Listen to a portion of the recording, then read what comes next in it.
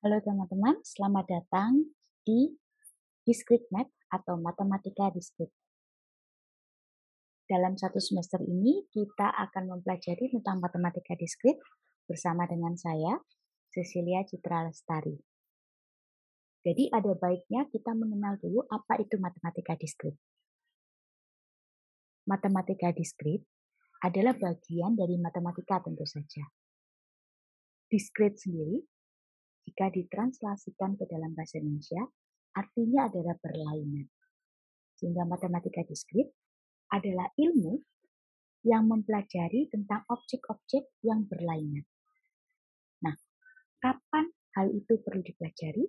Yaitu pada saat objek-objek tersebut dihitung, maupun ketika ternyata ada sebuah relasi dari kumpulan objek yang berlainan tadi, ataupun ketika terdapat analisa dari sebuah proses yang memiliki langkah-langkah yang finite.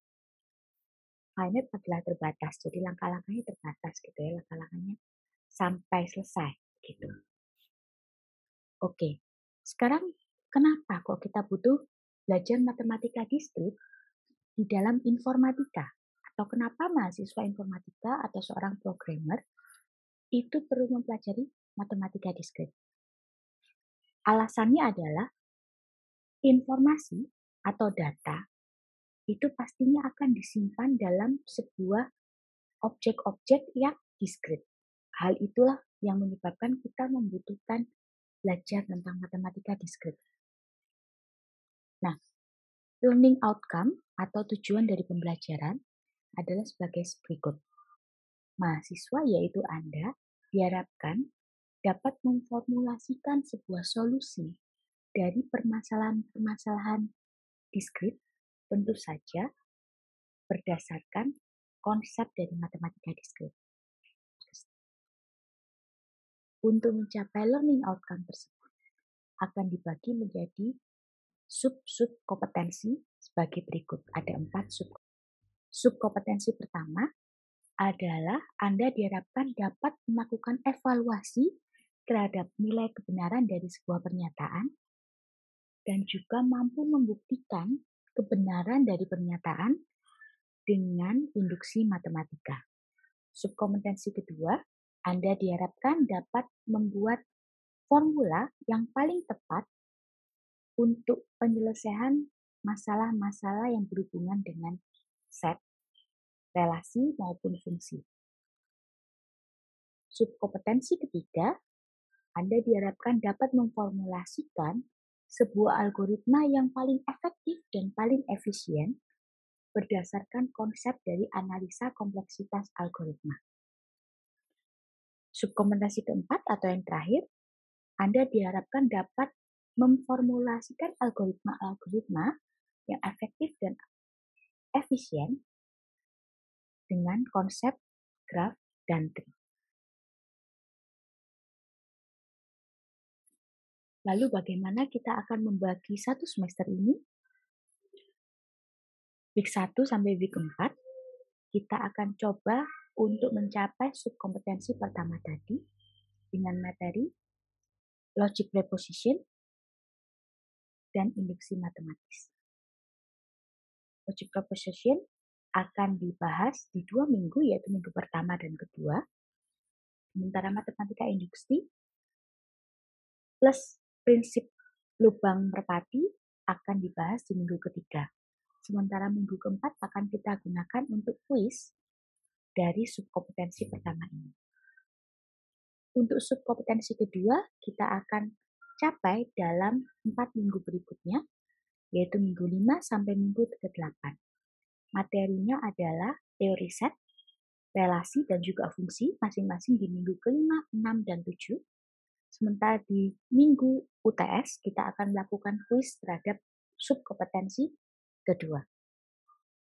Di week ke-9 dan ke-10, kita akan coba capai subkompetensi ketiga, yaitu analisa kompleksitas algoritma.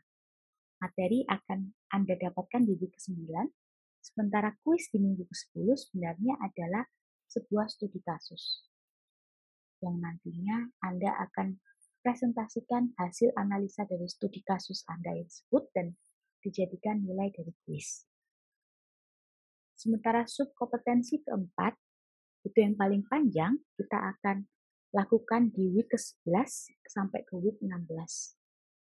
Di mana di week 11 sebenarnya adalah recursion. Recursion itu bukan termasuk matematika discrete sebenarnya, tapi adalah sebuah teknik pemrograman. Tapi recursion ini sangat dibutuhkan untuk Anda dapat mengerti bagaimana kerja dari tree dan graph. Oleh sebab itu, recursion dimasukkan ke dalam matematika discrete ini.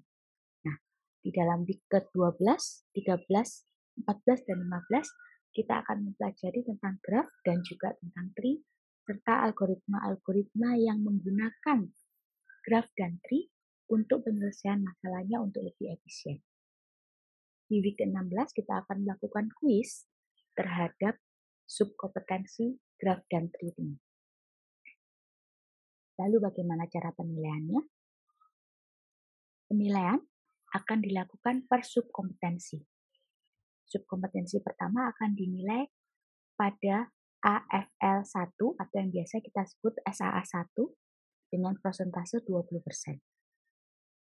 Subkompetensi kedua akan dimasukkan ke dalam AFL atau disebut dengan UTS sebesar 25%. Subkompetensi ketiga akan dimasukkan ke AFL 2 atau biasa disebut SAA 2 dengan nilai 20%. Sementara subkompetensi keempat akan dimasukkan ke dalam ALP atau yang biasa disebut dengan UAS dengan persentase 35%. Lalu apa saja yang dinilai? Berikut adalah cara penilaiannya. Setiap minggu ada 3 hal yang akan dinilai. Sebelum Anda masuk ke kelas, Anda perlu mengerjakan yang namanya tiket masuk.